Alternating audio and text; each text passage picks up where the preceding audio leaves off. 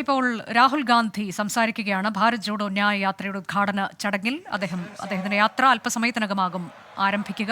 അതിന് മുന്നോടിയായി ഉദ്ഘാടന സമ്മേളനത്തിൽ പങ്കെടുക്കുന്നു. രാഹുൽ ഗാന്ധി സംസാരിക്കുകയാണ്. തത്സമയം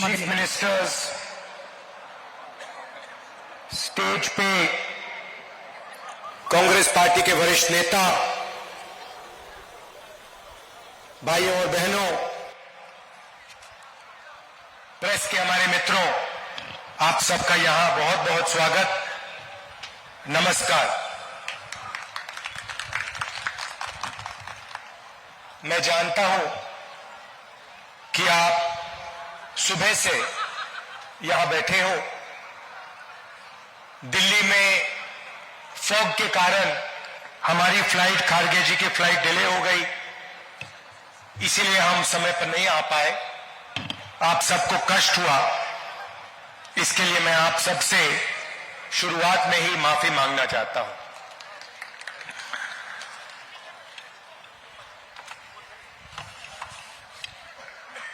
जून को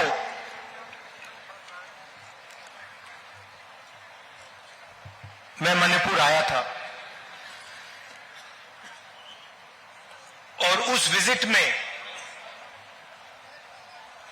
जो मैंने देखा, जो मैंने सुना, मैंने कभी पहले नहीं देखा था, नहीं सुना था। 2004 से मैं राजनीति में हूं। पहली बार मैं हिंदुस्तान के एक प्रदेश में गया जहां गवर्नेंस का पूरा इंफ्रास्ट्रक्चर कोलैप्स कर गया था। जिसको हम मणिपुर कहते थे, 29 जून के बाद वो मणिपुर रहा ही नहीं, बट गया। कोने कोने में नफरत फैली, लाखों लोगों को नुकसान हुआ, भाई बहन, माता पिता आंखों के सामने मरे। और आज तक हिंदुस्तान के प्रधानमंत्री मणिपुर में आपके आंसू पोंछने, आपसे गले लगने, आपका हाथ पकड़ने नहीं आए। शर्म की बात। शायद नरेंद्र मोदी जी के लिए, बीजेपी और आरएसएस के लिए मणिपुर हिंदुस्तान का भाग ही नहीं है। आपका जो दुख है, आपका दर्द है, वो उनका दुख, उनका दर्द नहीं है। पिछले साल हमने भारत जोड़ो यात्रा शुरू की। कन्याकुमारी से कश्मीर तक हम चले, 4000 किलोमीटर चले और भारत को जोड़ने की हमने बात की, नफरत मिटाने की बात की, एक धर्म को, एक जात को दूसरी जात से मिलाने की बात की और बहुत अच्छा रिस्पांस मिला। लाखों लोगों से बातचीत की, उनका दर्द सुना।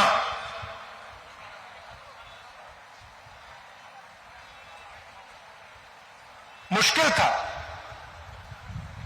मगर बहुत अच्छा लगा। लोगों ने कहा कि कन्याकुमारी से कश्मीर तक यात्रा की है, तो फिर इससे वेस्ट भी यात्रा होनी चाहिए। और मैं चाहता था कि जैसे हमने पैदल यात्रा की कन्याकुमारी से कश्मीर, वैसे ही हम ईस्ट से वेस्ट पैदल यात्रा करें। हाइब्रिड यात्रा होगी, बस यात्रा होगी, पैदल यात्रा होगी। सवाल उठा कि ये यात्रा शुरू कहां से होनी चाहिए। कोई लोग कह रहे थे कि वेस्ट में शुरू होनी चाहिए, कोई कह रहे थे ईस्ट में शुरू होनी चाहिए, और मैंने साफ कहा कि अगली भारत जोड़ो यात्रा सिर्फ मणिपुर से ही शुरू हो सकती है और कहीं से नहीं शुरू हो सकती।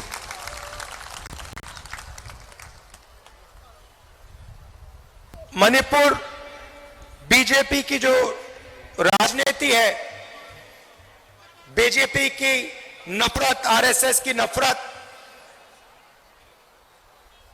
उनका जो दृष्टिकोण है, उस विचारधारा का मणिपुर एक चिन्ह है। जो आपने यहां खोया, जो मेरे भाई ने बस के ऊपर कहा कि we have lost what is most precious to us. You have lost it because of the ideology of the BJP, because of the politics of the BJP, because of the hatred that the BJP and the RSS spread in their politics. I was listening to my brother when he was saying, we have lost what we valued. And I was thinking to myself, yes, you have lost what you have valued, but we'll find what you valued once again and bring it back to you. We understand, all of us on the stage, understand the pain that the people of Manipur have been through. We understand the hurt, the loss, the sadness that you have been through. And we promise you, we commit to you that we will bring back what you valued. We will bring back the harmony, the peace, the affection that this state has always been known for. Question arises, why Nyaya Yatra? Because we are going through a period of great injustice in India. Social, economic, and political injustice. Injustice against the people of Manipur, the traditions of Manipur, but also injustice across the nation. Economically, monopolies are being built. Few people are getting access to all the wealth of the country. One or two businesses have their fingers in everything, and the large majority of businesses, small and medium businesses, are being destroyed. Huge levels of unemployment, massive price rise is what the whole of India is facing. On the social side, the large mass of India's people, the lower castes, Dalits, tribals, simply do not have a say in the governance system of the country. I have given example upon example of how the large mass of our people are excluded from the political system, from the governance system. So these are the issues that the Bharat Jodo Nyaya Yatra is going to raise. But this is less about us and more about you. Bharat जोड़ो यात्रा में हम सुबह शुरू करते थे, 6 बजे शुरू करते थे और 7 बजे रात तक हम चलते थे। हमारा भाषण 20-25 मिनट का होता था। शाम को हमारा एक भाषण होता था, मगर 7-8 घंटे हम आपकी बात सुनते थे, किसानों की, मजदूरों की, छोटे दुकानदारों की, महिलाओं की, युवाओं की। और यही इस यात्रा का लक्ष्य है। हम ज्यादा बोलना नहीं चाहते हैं, हम आपको अपनी मन की बात नहीं बताना चाहते हैं, हम आपकी मन की बात सुनना चाहते हैं, आपका दर्द समझना चाहते हैं और आपके साथ हिंदुस्तान का अगला जो विजन होगा, हिंसा का नहीं, नफरत का नहीं, मोनोपोलीज का नहीं, मगर हार्मोनियस, इक्विटेबल और भाईचारे का विजन हम आपके साथ मिलकर, आपकी आवाज सुनकर, वो हम हिंदुस्तान के सामने रखने जा रहे हैं। एक बार फिर आप आए, दूर दूर से आए, शाम का समय है, आपको यहां बहुत समय रुकना पड़ा, इसके लिए मैं आपसे माफी मांगता हूं और आने वाले दिनों में आपके साथ मिलने का मौका मिलेगा, बातचीत करने का मौका मिलेगा, गले लगने का मौका मिलेगा भारत जोड़ो न्याय यात्रा में। तो मैं काफी खुशी से आपसे मिलने की तैयारी करना हूं। बहुत बहुत धन्यवाद, नमस्कार, जय हिंद।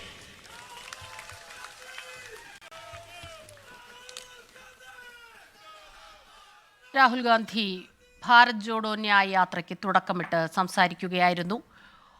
മണിപ്പൂരിലെ തൗബാലിൽ നിന്നാണ് യാത്രയ്ക്ക് തുടക്കമായത്. പടിഞ്ഞാറ് നിന്ന് കിഴക്കോട്ടോ, കിഴക്കു നിന്ന് പടിഞ്ഞാറോക്കോ യാത്ര സംഘടിപ്പിക്കണം എന്ന കാര്യത്തിൽ യാതൊരു സംശയവും തനിക്കുണ്ടായിരുന്നില്ല. തുടക്കം മണിപ്പൂരിൽ തന്നെയാകണമെന്ന കാര്യത്തിൽ. തൻ്റെ രാഷ്ട്രീയ ജീവിതത്തിൽ 2004 മുതൽ നീണ്ടുനിന്ന ഇപ്പോഴും തുടരുന്ന തൻ്റെ രാഷ്ട്രീയ ജീവിതത്തിൽ ഇതുവരെ കാണാത്തതും കേൾക്കാത്തതുമായ ഹൃദയഭേദകമായ കാഴ്ചകളാണ് മണിപ്പൂരിൽ കണ്ടത്. അന്ന് തീരുമാനിച്ചതാണ് ഇവരുടെ പ്രശ്നങ്ങൾക്കായി നിലകൊള്ളുമെന്നത്. അതുപോലെ തന്നെ ന്യായ യാത്രയുടെ ലക്ഷ്യങ്ങൾ, അതിൽ മുന്നോട്ട് വയ്ക്കുന്ന കാര്യങ്ങൾ, വലിയ വിലക്കയറ്റമുണ്ടാകുന്നു, തൊഴിലില്ലായ്മ രൂക്ഷമാകുന്നു, രാജ്യത്തെ സമ്പത്ത് അത് ഒരു വിഭാഗം ജനങ്ങളിൽ മാത്രമായി, അവരുടെ കയ്യിൽ മാത്രമായി മാറുന്നു, വലിയൊരു ഭൂരിഭാഗം ജനങ്ങൾക്കും രാഷ്ട്രീയത്തിലോ ഇന്ത്യയുടെ സമ്പദ് വ്യവസ്ഥയിലോ യാതൊരു പങ്കുമില്ലാതെ പ്രതിസന്ധിയിലാകുന്നു. ഇക്കാര്യങ്ങളെല്ലാം മുന്നോട്ട് വച്ചായിരിക്കും ന്യായ യാത്ര സംഘടിപ്പിക്കുക. ഇന്ന് തുടക്കമായിരിക്കുന്നു. ഒപ്പം വൈകിയെത്തിയതിൽ ജനങ്ങളോട് മാപ്പപേക്ഷിക്കുകയും ചെയ്താണ് തുടക്കം. ബൽറാം നെടുങ്ങാടി ചേരുന്നുണ്ട് വിവരങ്ങളുമായി. ബൽറാം, വലിയൊരു ലക്ഷ്യത്തിലേക്കുള്ള ഒരു അടുത്ത യാത്രയുടെ തുടക്കം അത് മണിപ്പൂരിൽ നിന്ന് തന്നെ തുടങ്ങുന്നു. മണിപ്പൂരല്ലാതെ മറ്റൊരു സ്ഥലം തനിക്ക് മനസ്സിൽ കാണാൻ കഴിഞ്ഞില്ല. ഇക്കാര്യം ആണ് തുടക്കത്തിൽ തന്നെ രാഹുൽ ഗാന്ധി പറയുന്നത്. മറ്റെന്തെല്ലാം കാര്യങ്ങളാണ് അദ്ദേഹം ഈ പ്രസംഗത്തിൽ പറഞ്ഞത്? സ്മിത, ഭാരത് ജോഡോ യാത്രയുടെ ആദ്യ യാത്ര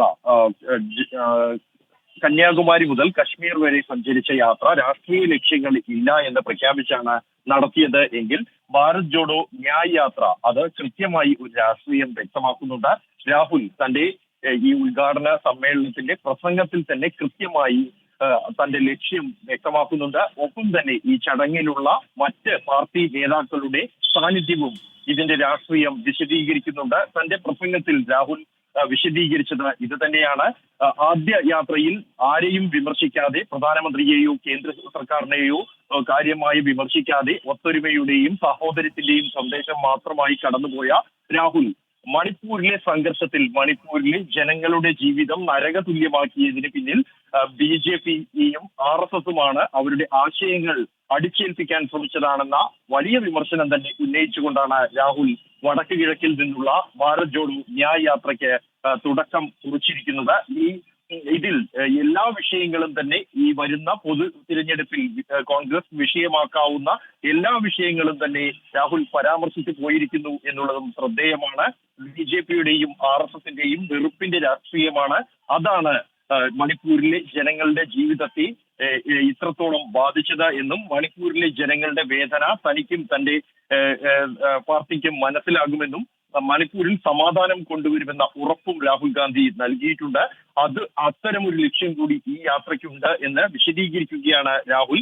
അനീതിയുടെ കാലത്ത് കൂടിയാണ് രാജ്യം ഇപ്പോൾ കടന്നു പോകുന്നത് എന്നും മണിപ്പൂരിലെ ജനങ്ങൾ രാഷ്ട്രീയമായും ഒപ്പം തന്നെ അവരുടെ പാരമ്പര്യത്തിലും അനീതി നേരിടുന്നു. അവരുടെ ജീവിതം തകർന്ന സാഹചര്യം ഉണ്ടാകുന്നു. രാജ്യം മുമ്പ് ഒരിക്കലും കാണാത്ത അത്രയും വലിയ അനീതി മണിപ്പൂരിൽ സംഭവിച്ചിരിക്കുന്നുവെന്നും പ്രധാനമന്ത്രി മണിപ്പൂർ സന്ദർശിക്കാൻ പോലും ഇതുവരെ തയ്യാറായില്ല എന്ന കാര്യവും രാഹുൽ എടുത്തു പറയുന്നുണ്ട്.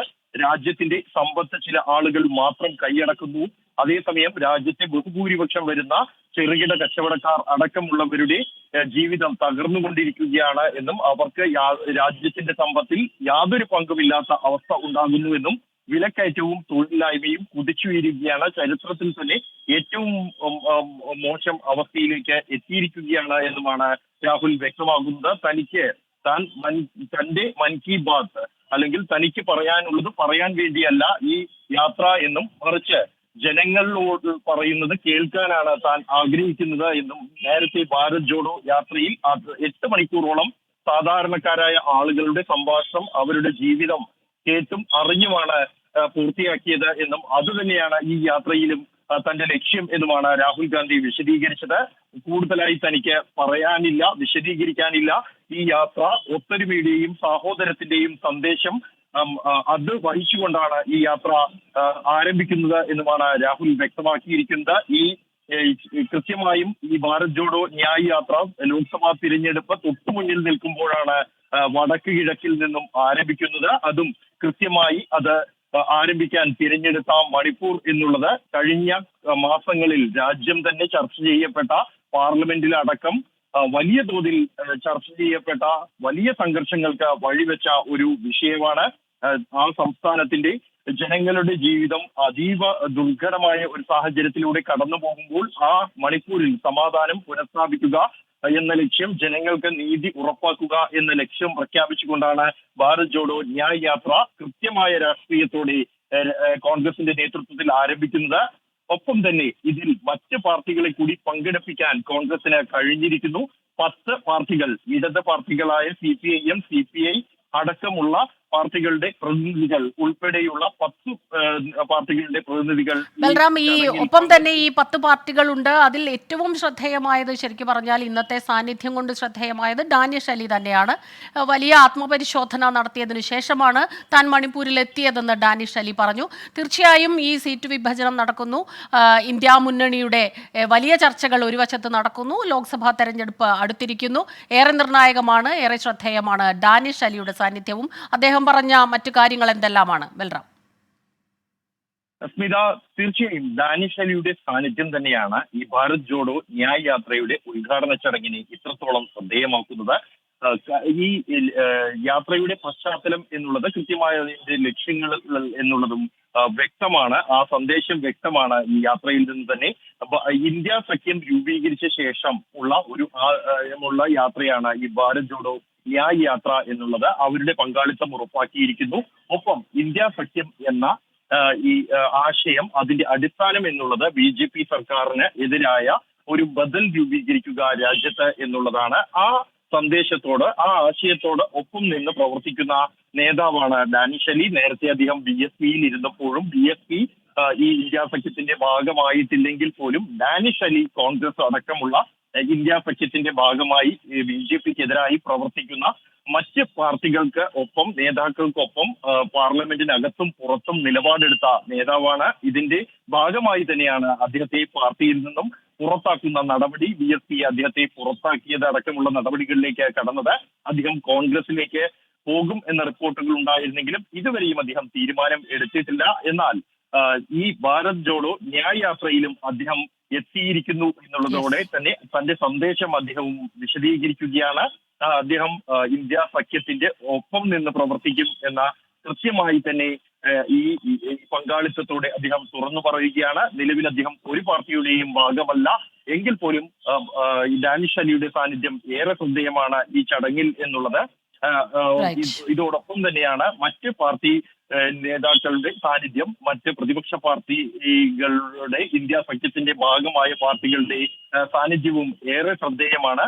ഭാരത് ജോഡോ യാത്രയിൽ ആദ്യഘട്ടത്തിൽ കന്യാകുമാരിയിൽ നിന്നും കശ്മീരിലേക്ക് സംഘടിപ്പിച്ച യാത്രയിൽ മറ്റ് പ്രതിപക്ഷ പാർട്ടികളുടെ പങ്കാളിത്തം കോൺഗ്രസ് അഭ്യർത്ഥിച്ചിരുന്നെങ്കിലും പല സംസ്ഥാനങ്ങളിലും അത് ഉണ്ടായില്ല. എന്നാൽ അതിൽ നിന്നും വ്യത്യസ്തമായിക്കൊണ്ടാണ് ഈ വടക്ക് കിഴക്കിൽ നിന്നും ആരംഭിക്കുന്ന ഭാരത് ജോഡോ ന്യായ് യാത്ര.